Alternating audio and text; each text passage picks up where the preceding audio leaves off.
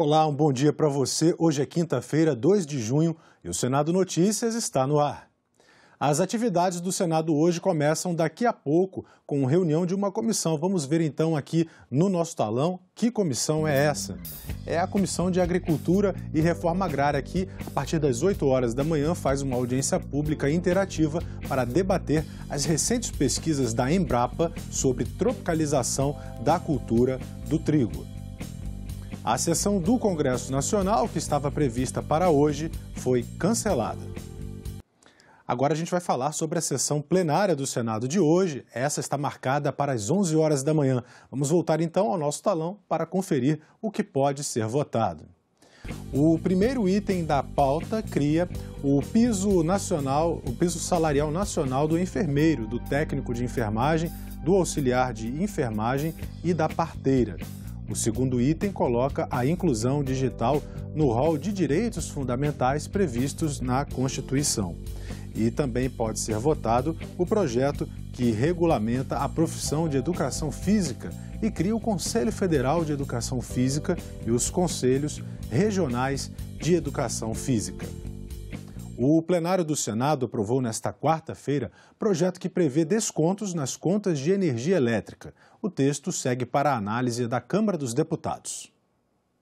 A proposta determina a devolução para os consumidores dos impostos recolhidos a mais pelas distribuidoras de energia elétrica. O Supremo Tribunal Federal decidiu que o ICMS cobrado das distribuidoras não deve entrar na base de cálculo do PIS/COFINS, o que gerou um volume bilionário de recursos que serão devolvidos pela União às empresas. O projeto determina que esses recursos pertencem aos consumidores e devem ser repassados como redução das tarifas de energia elétrica. Não há dúvidas quanto ao fato de que o consumidor deve ser o beneficiário final desses créditos. Afinal, foi o consumidor que pagou a contribuição para o PIS/PASEP e para o COFINS em valor maior do que aquele que deveria ter sido cobrado.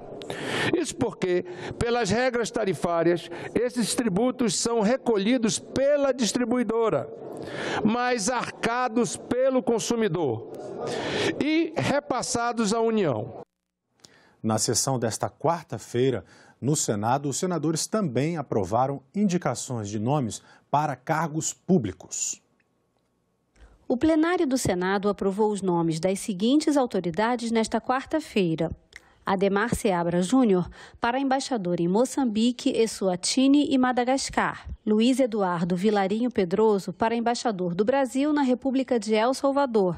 Vilmar Coutinho Júnior como embaixador em Zimbábue. Pedro Luiz Dalcero para a Embaixada de São Tomé e Príncipe. Juliano Feres Nascimento como representante permanente do Brasil junto à comunidade dos países de língua portuguesa. Para o Conselho Nacional de Justiça, os senadores aprovaram João Paulo Chouquer na vaga indicada pelo Procurador-Geral da República e Luiz Felipe Salomão, ministro do Superior Tribunal de Justiça, para o cargo de Corregedor Nacional de Justiça no biênio 2022-2024. Para o Conselho Nacional do Ministério Público, foi aprovado o nome de Jaime Martins de Oliveira Neto.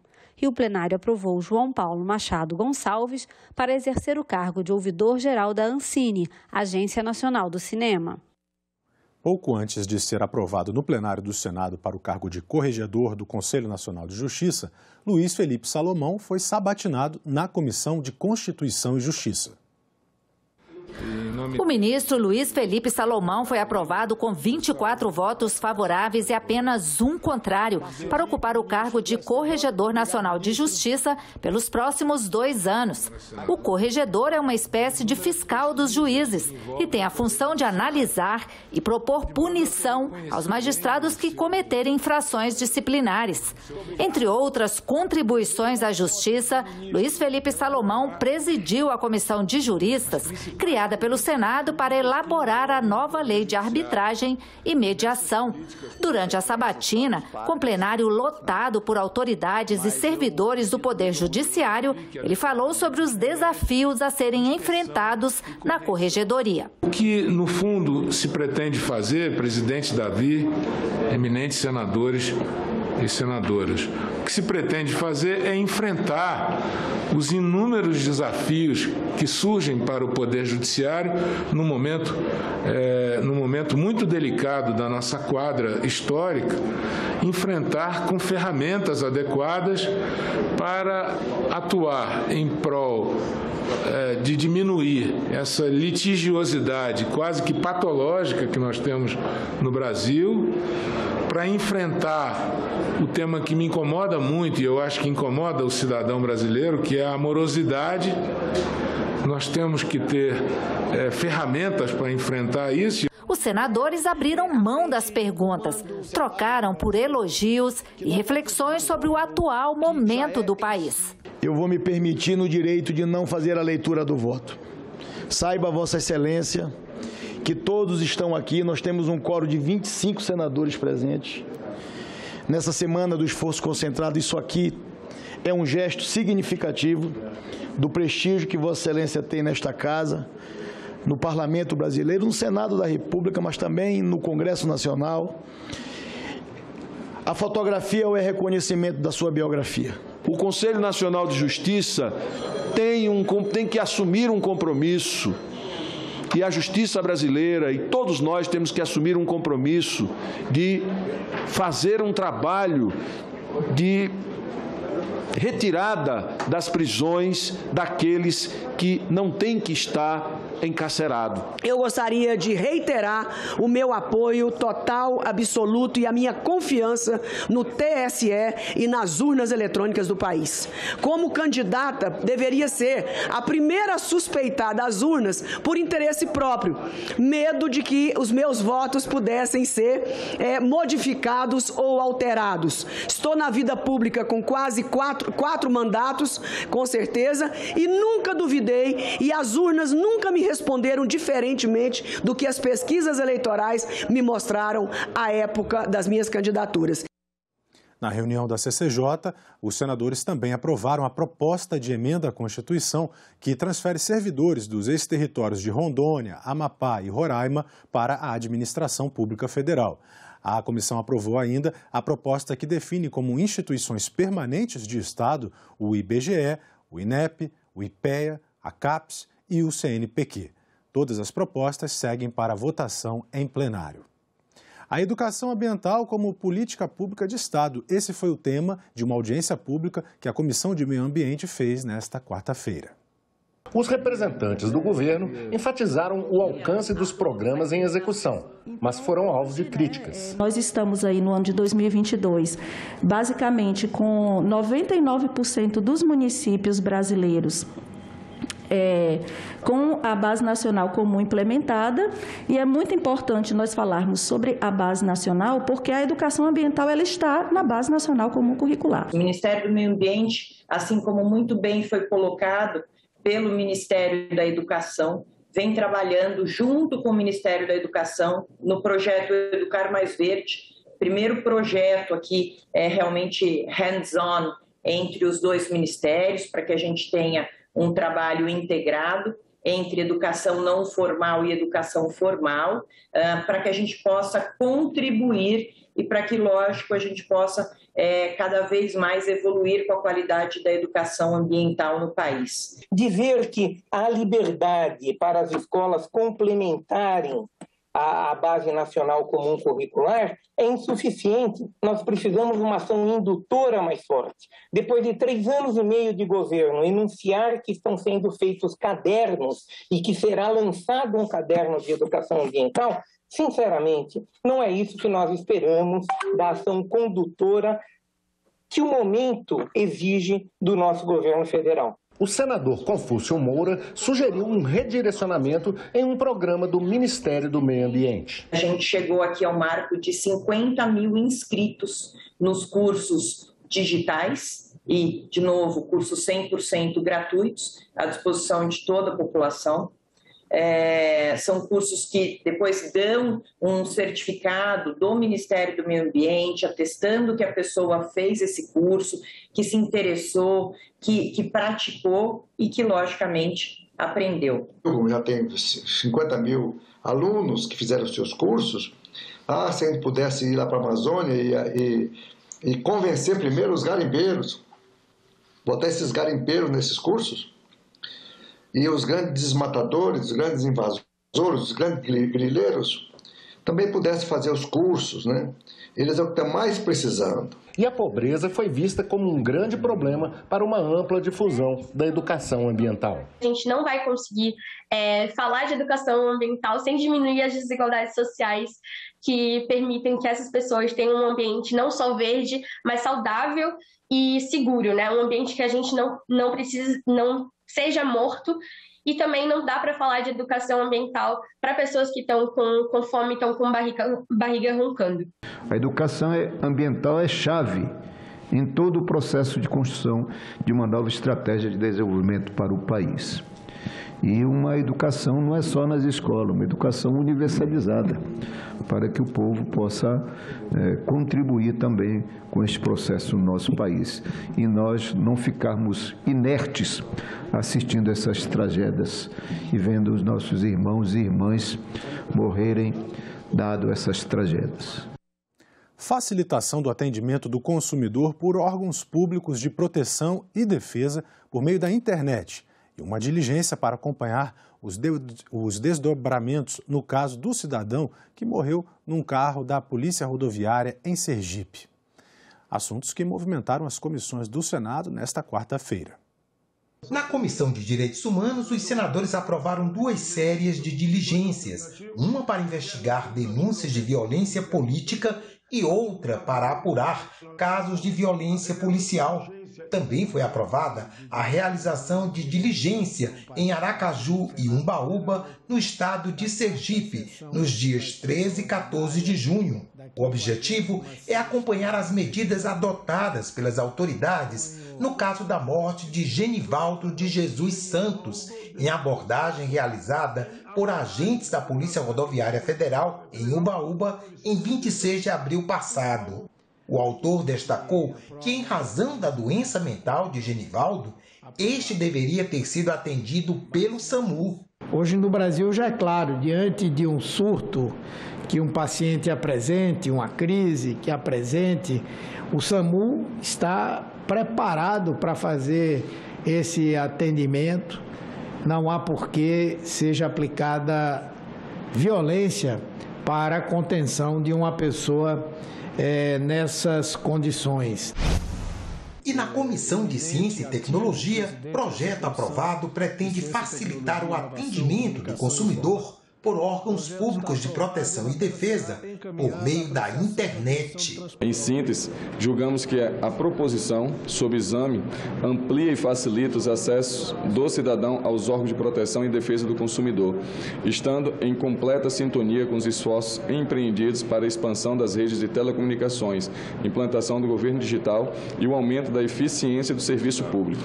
Ao promover a modernização dos canais de atendimento para receber e processar representações e denúncias, a iniciativa possibilitará benefícios ao consumidor e maior controle sobre a atividade empresarial.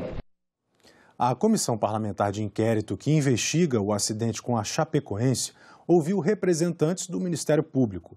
Os procuradores falaram sobre o andamento do caso e das dificuldades de conseguir um acordo para reparar a perda das famílias. O procurador da República, Edson Restanho, fez um resumo do andamento judicial do processo. Explicou que o MP pediu bloqueio de valores dos réus, mas que foi indeferido. Falou das dificuldades em citar as empresas estrangeiras e da contestação dessas companhias em relação às indagações feitas pelo Ministério Público. Só para deixar claro, assim, as dificuldades que nós temos, tá? As dificuldades de que, passado mais de 3 anos da tramitação da ação, nós não conseguimos ainda nenhum resultado concreto que amparasse minimamente a expectativa das vítimas.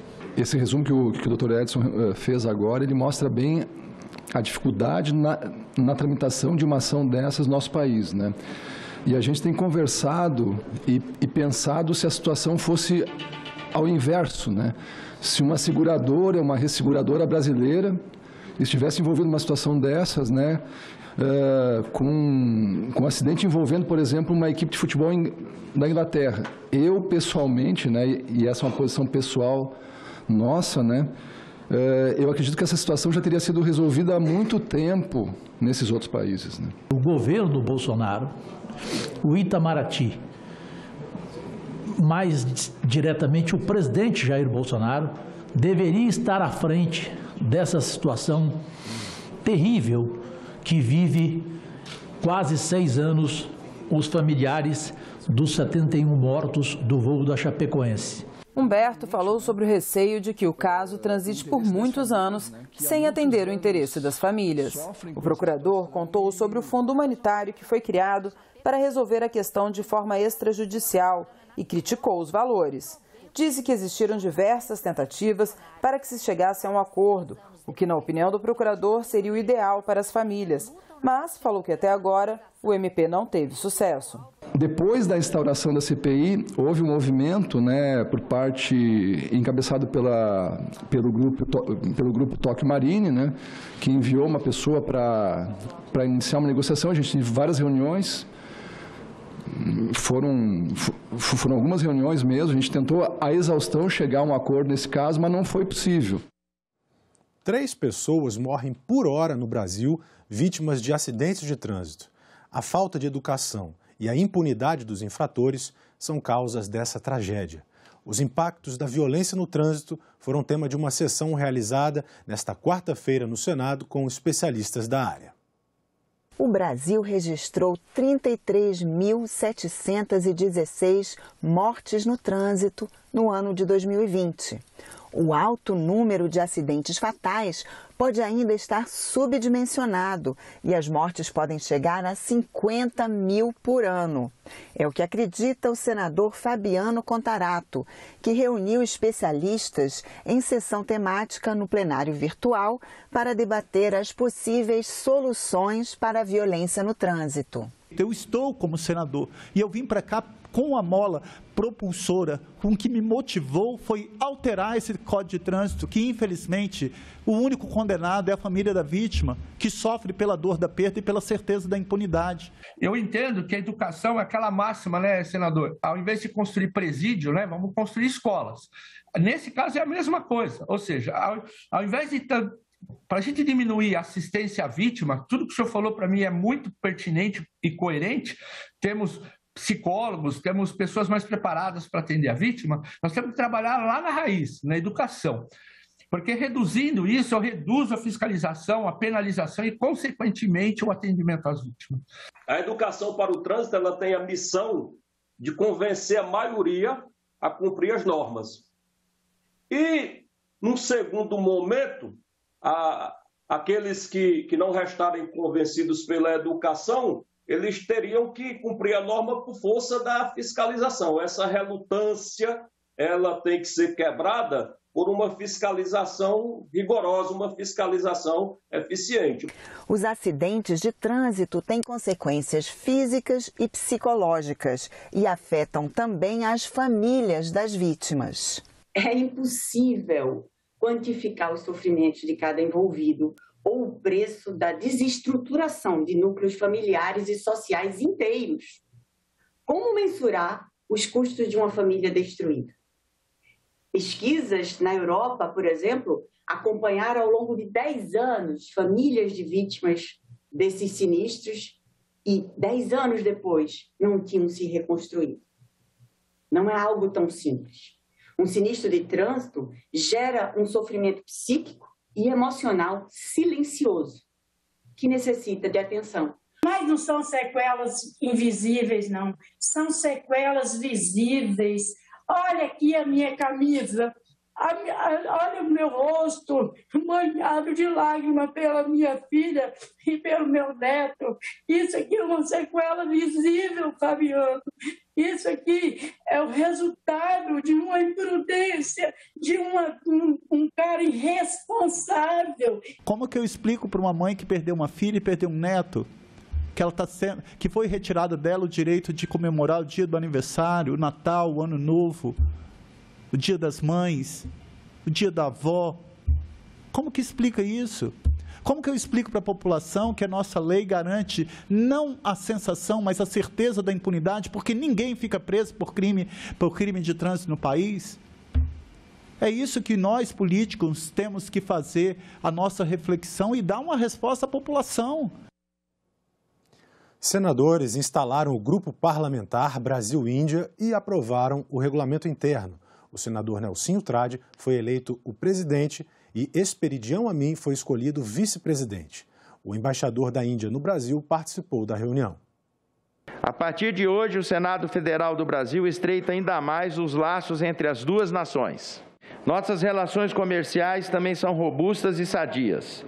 Em 2021, somamos quase 12 bilhões de dólares em negócios bilaterais, colocando a Índia na 5ª posição entre países de onde mais importantes produtos e na 13ª posição entre os destinatários de nossas exportações. Poucas coisas, entretanto, suplentam o apoio que recebemos da Índia ao longo da pandemia do Covid-19. Hoje é um dia histórico. A Índia celebrando esse ano 75 anos de independência e o Brasil celebrando 200 anos. Como o senador Nelsinho Trade mencionou, são as duas maiores democracias e isso favorece imensamente, dando amplo alicerce para vários projetos. A Comissão Mista de Orçamento se reuniu nesta quarta-feira para a eleição de cargos importantes da mesa do colegiado que ainda estavam vagos. Além disso, escolheu o senador Marcos Duval para relatar a LDO de 2023. Vamos ver aqui. Em reunião antes da sessão começar, os líderes partidários da CMO designaram o senador Marcos Duval como relator geral do projeto da Lei de Diretrizes Orçamentárias para o ano que vem. Mas não chegaram a um acordo quanto aos nomes dos relatores setoriais de orçamento. A LDO é que estabelece as metas e as prioridades para a elaboração da lei orçamentária anual. O senador Marcos Duval afirmou que pretende entregar o seu parecer antes do dia 17 de julho. Eu sou um novato na política, vim da segurança pública, trabalhei 20 anos dando aula na SWAT nos Estados Unidos. Mas isso não me fecha num quadrado em achar que tudo se resolve com um tiro, porrada e bomba ou a questão do armamento. Então, o Brasil, a gente vai conseguir achar um equilíbrio investindo em projetos sociais, em educação, infraestrutura e saúde. Então, todas as pautas que o Congresso coloca são todas as pautas que eu sempre acreditei que é o caminho correto para que a gente possa deixar um legado. A comissão também elegeu os parlamentares que, a partir de agora, compõem a vice-presidência do colegiado. Declaro empossado o senador Irajá como primeiro vice-presidente da comissão, a quem convido, se estiver presente no plenário, para compor a mesa. Declaro eleito e empossado o deputado Paulo Pimenta como segundo vice-presidente da comissão, a quem convido também para compor a mesa. Declaro eleito e empossado o senador Fabiano Contarato, que nos acompanha aqui através da Plataforma Azul no Congresso Nacional, como terceiro vice-presidente da comissão. A Comissão Mista de Orçamento ainda aprovou 2 itens: a realização de um debate com representantes da saúde e da economia para discutir a recomposição do financiamento tripartite do SAMU e um requerimento que encaminha sugestão ao Tribunal de Contas da União para aprimoramento do processo de fiscalização nos casos de suspensão de obras, serviços e procedimentos. Atletas estiveram no Senado Federal nesta quarta-feira para apoiar a aprovação do projeto de lei que institui a Lei Geral do Esporte. O projeto que institui a Lei Geral do Esporte foi aprovado pela Comissão de Educação, Cultura e Esporte no dia 26 de maio e seguiu para votação no plenário. A matéria recebeu o apoio de atletas que vieram ao Senado para expressar suas opiniões. Nós, atletas, a gente precisa ter voz e muitas vezes as nossas vozes, principalmente no feminino, não é tão respeitada.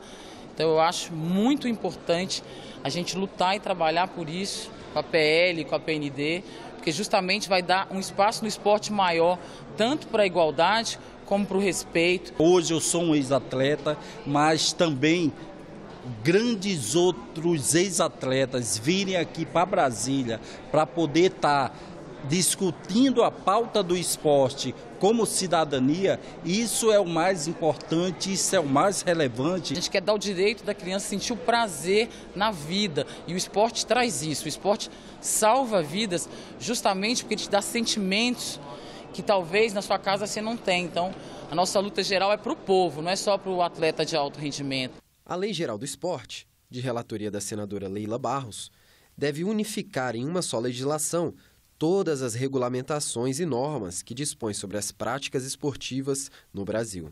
Além deste, outro projeto relacionado aos esportes também tramita no Senado, a Lei de Incentivo ao Esporte. 2 ícones do esporte aqui que nós temos no Senado, a senadora Leila, que relatou a Lei Geral do Esporte, que nós já pedimos preferência para ser votada em regime de urgência no plenário do Senado, e a Lei do Incentivo ao Esporte, que eu designei o Romário, e o Romário se comprometeu de fazer um relatório rapidamente para a gente votar novamente na Comissão de Educação, Cultura e Esporte e depois votar no plenário. Então, estamos muito felizes de estar dando essa contribuição significativa, expressiva pelo esporte brasileiro. Que as pessoas possam ver, caramba, se esse cara que tinha todas as desculpas de se fazer de coitadinho, de se fazer de vítima, se ele não fez isso, eu também posso ser esse campeão, seja no esporte, seja na vida.